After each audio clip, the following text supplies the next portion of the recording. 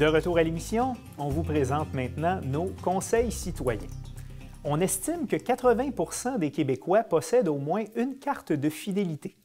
Utilisées au moment de l'achat, ces cartes permettent aux consommateurs d'accumuler des points et de les échanger contre des récompenses. Cela peut paraître alléchant, mais qu'en est-il réellement? Pour tout savoir sur les programmes de fidélisation, nous recevons à nouveau Émilie Lorrain-Dansereau de la CEF du Nord de Montréal. Bonjour Émilie. Bonjour. Bienvenue à l'émission. Oui. C'est pas récent que les programmes de fidélité, les plus vieux de nos téléspectateurs se souviendront du Club Z de Zellers, du Club Multipoint, on accumulait des points à la télé. Pourquoi les commerçants mettent en place de tels programmes?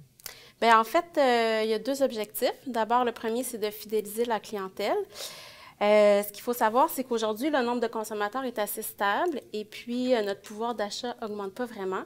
Donc, la seule façon pour un détaillant d'augmenter son volume de vente, c'est d'aller chercher des consommateurs chez son concurrent ou de garder ses consommateurs et de les faire dépenser plus dans son magasin. Donc, offrir des programmes de récompense, ça lui permet de faire ça. Le fait, par exemple, pour IGA d'avoir rejoint le programme Air Miles, ça lui a permis de devenir la bannière numéro 1 de l'alimentation au Québec.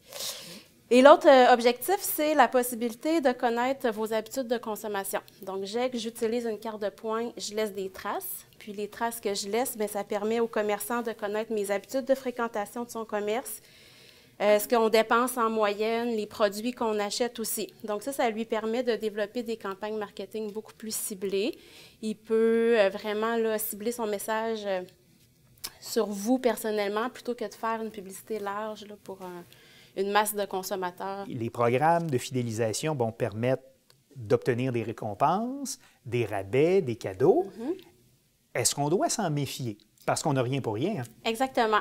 D'abord, on devrait s'en méfier pour plusieurs raisons. D'abord, ça nous fait dépenser plus. Donc, il a été démontré qu'une personne qui a une carte de fidélité dépense en moyenne 7 % plus qu'une personne qui n'en a pas. Ensuite, les programmes ne sont pas toujours aussi intéressants qu'ils en ont l'air. Si je prends l'exemple de la SAQ, bien, il faut dépenser 200 $ pour recevoir l'équivalent de 1 $. Donc, ça veut dire que si je veux avoir une bouteille de vin à 10 $ gratuite à la fin de l'année, je dois avoir bu en moyenne 2 bouteilles de vin à 20 $ par semaine. Air Miles, même chose. Pour avoir un grille-pain à 4 fentes, bien, je dois avoir dépensé l'équivalent de 17 500 $. Là, je vous donne ces deux exemples-là, mais tous ces programmes-là sont assez comparables. Et compte tenu du fait qu'on donne beaucoup d'informations personnelles aux commerçants quand on utilise nos cartes, on peut se demander si ça en vaut vraiment la peine. Et puis, le dernier point problématique, c'est que les programmes de fidélisation nous encouragent à utiliser notre carte de crédit. Souvent, on a plus de points quand on paye avec la carte que quand on paye comptant. Et il y a beaucoup de cartes de crédit aussi qui nous permettent d'obtenir des points. Ces cartes-là ont des frais qui peuvent être des frais annuels et les taux d'intérêt sont souvent élevés. Et c'est surtout très important de payer son solde au complet à la fin du mois, sinon on se met à payer des intérêts. Et des fois, c'est difficile quand on s'est laissé emporter par la frénésie des points. Voilà, et ça va nous coûter plus cher en intérêt que la récompense qu'on va obtenir. Exactement. En terminant, donc, pour ou contre les cartes de points, les programmes de fidélité? Bien, si vous amassez des points pour des produits que vous auriez achetés de toute façon, ça peut être bien, mais il y a deux choses qui sont importantes de se rappeler. D'abord, pour le consommateur, les rabais en magasin sont la meilleure forme de récompense. On n'a pas de cadeau vraiment avec les cartes de points. Souvent, on les a payés à travers les différents achats qu'on a faits.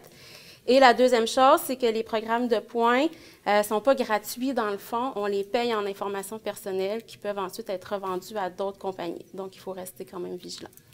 Émilie Lorrain-Dansereau, vous êtes conseillère budgétaire à la CEF du Nord de Montréal. Merci d'avoir été là. Ça m'a fait plaisir. Et à la prochaine. Oui.